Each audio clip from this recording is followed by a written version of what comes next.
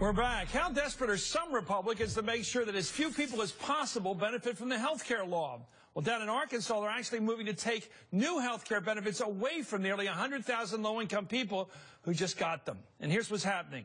Republicans in the state legislature are moving to eliminate health coverage for 96,000 working people in what the National Journal referred to as a Ted Cruz-style government shutdown. The Arkansas State House has blocked funding for the program together. Just watch State Representative Bruce Westerman yesterday on the House floor down there. There are people in this building today who have said that Obamacare is not our fight. That we are here in the small state legislature do not have the power to fight this type of battle.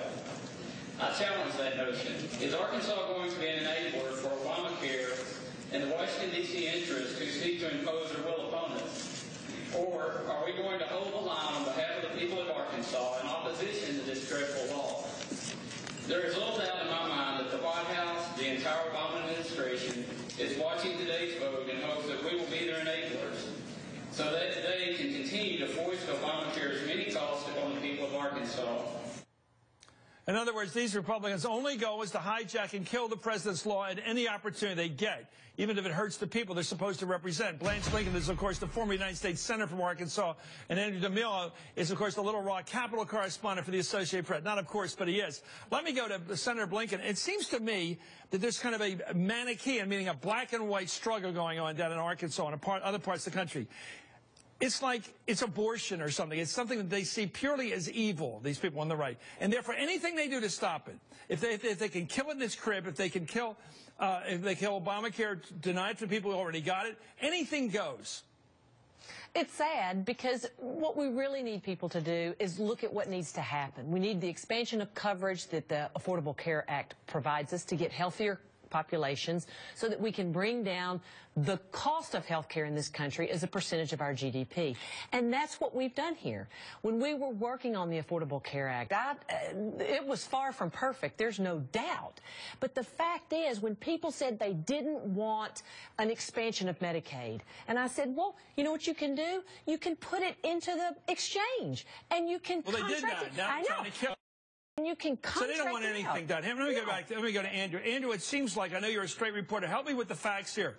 It seems to me, if you listen to that fellow, Westerfield, or whatever his name is, Westerman, the state legislator, he's basically saying, Obamacare is evil. I'm going to take any step I have to kill it. I can do it right here in Arkansas. Yeah, and Chris, this is an issue that's really actually divided Republicans here. You know, some of the biggest champions and advocates for this compromised Medicaid expansion, which is known as the private option, are Republicans. You know, the Republican House Speaker, the Republican Senate President, and you know the architects of this were actually Republican legislators, and it's really sharply divided them, especially as they're heading into a primary season where Republicans in Arkansas have made gains primarily by running against the health care law. You know, it's an issue. Let's talk about that. What's an issue? Yeah. Let's talk right now, Andrew. What's going on right now? You got to help me with the reporting. They're trying to take away from 96,000 people. These are people who may be just above the poverty line. People are benefiting from this new approach down there to help people above the poverty line and working poor. That seems to me a pretty dramatic step to take it away from somebody that just got it. Yeah, and that's something that supporters of the private option have pointed out. You know, you've got tens of thousands of people who are receiving coverage, you know, some of whom for the first time ever. And if this is not reauthorized, July 1st, that funding is cut off, that coverage is cut off. How are they going to vote? You know, today the House they failed to reauthorize it. The House Speaker says, you know, they'll vote every single day until they pass it. The House is going to vote on it again tomorrow, and also the state Senate is planning on voting on an identical version of the bill.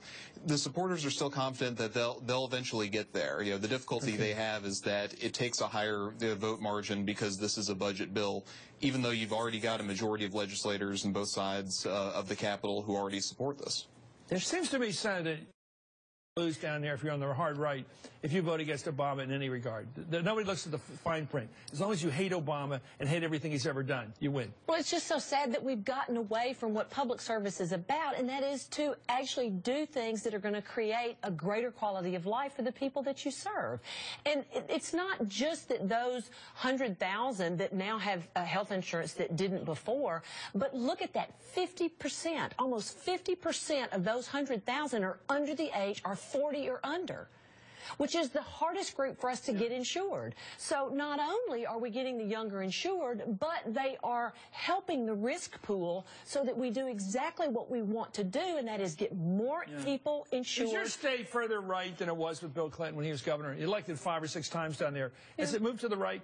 I think it has, and it's unfortunate, but I think a lot of that just has to do with the fact that there's, less retail politics and more wholesale politics. So they're getting a lot more information and input and all kinds of stuff from outside of the state, as opposed to the kind of retail politics that we've all loved and used to do. Andrew, how do you see this coming out? Can you make a prediction which way? Are they going to save those people, the working poor, who have health care for the first time or not?